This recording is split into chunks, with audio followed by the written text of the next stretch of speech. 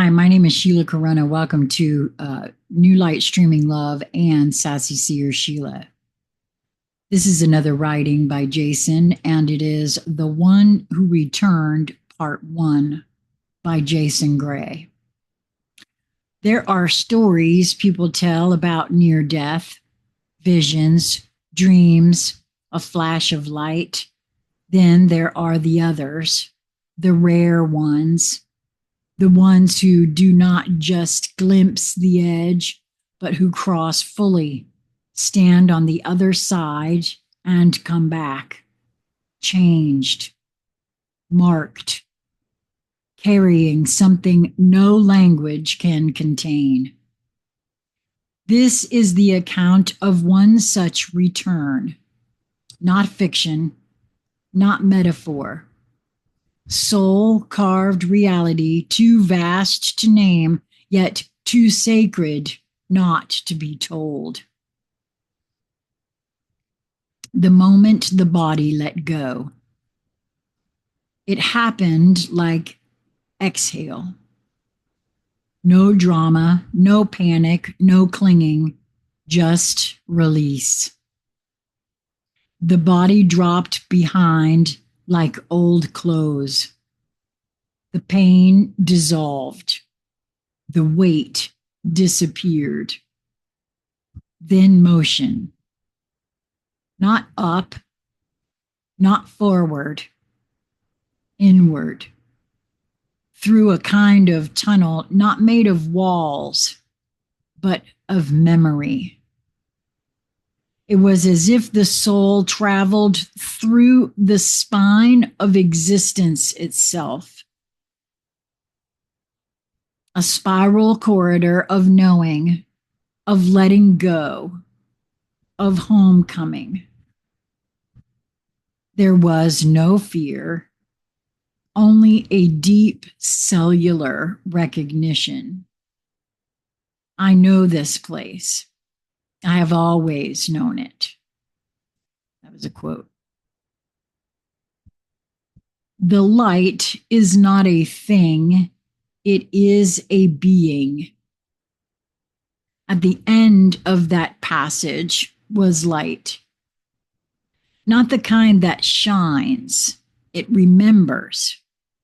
A radiant intelligence that sees without eyes, speaks without words, and wraps around you like something you lost before language was born.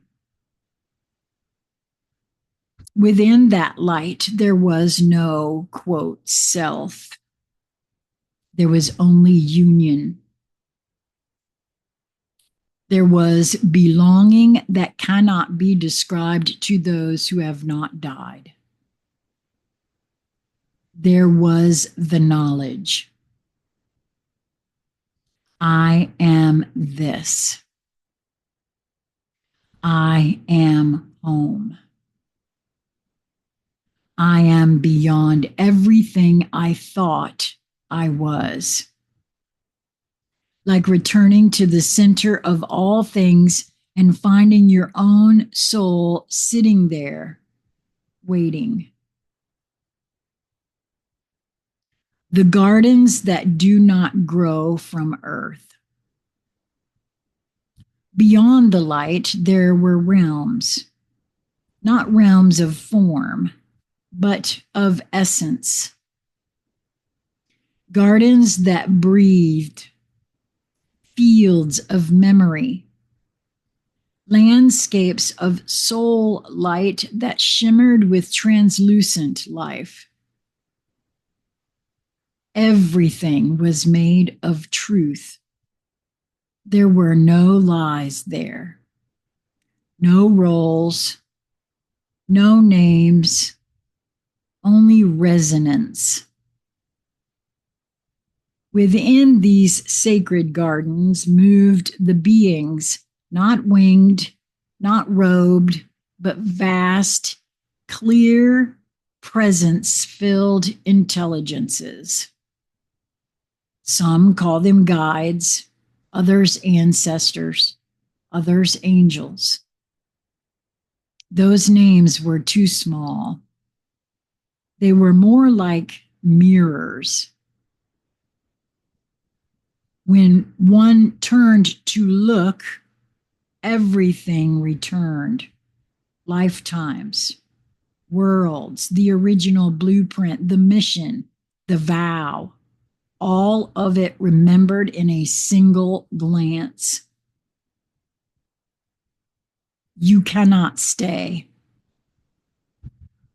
In that place, there was a question, unspoken yet complete. Quote, can I stay? The plea came not from fear of life, but from the overwhelming rightness of where the soul had arrived. Why return to density, to suffering, to the loop of illusion? The answer came not as punishment, not as rejection, but as truth. Your mission is not complete. With that came the vision of Earth. Not the ones seen through news or cities or headlines, but the soul field of Earth. A living, breathing, wounded but rising body of memory. Millions of lights flickering, waiting, forgetting, remembering. Knowing there are some souls who must return. Not because they want to, but because they made a vow to carry flame into darkness, to awaken the ones trapped in noise, to stand as living keys in a sleeping world. This was one of them. The return is the hardest part. No one talks about the descent. It is not triumphant. It is devastating. Coming back into the body is like being crammed into a coffin of noise. The skin feels like armor. The bones feel heavy. The mind, it is like a screaming cage after the silence of source. The soul weeps, not for trauma, but for what was left behind. You do not re-enter this world whole. You re-enter as something torn open by truth. Yet you walk. You know you carry something now.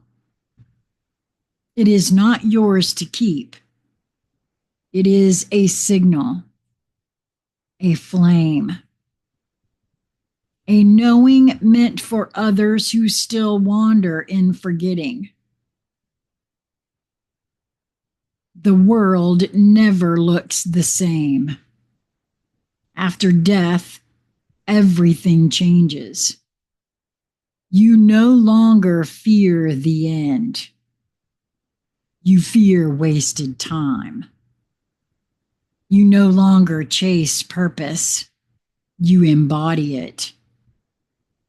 You see through the systems, through the rituals, through the illusions people build around themselves to keep from remembering who they are.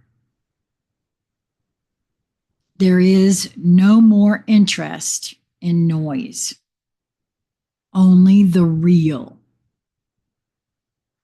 only the eternal, only the souls who are ready to awaken, not to an idea, but to the flame that precedes all names. The mission continues.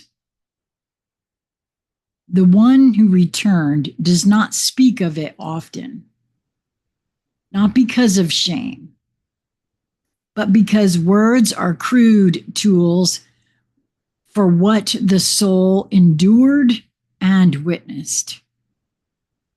When they do speak, it is not to impress. It is not to prove. It is not to be praised. It is to ignite. To say you are more than you believe. You are older than time. You are carrying the flame of remembrance that cannot be extinguished. You are here for a reason still. This world is not your prison. It is your proving ground. You are not waiting to be saved. You are the one sent back to awaken others.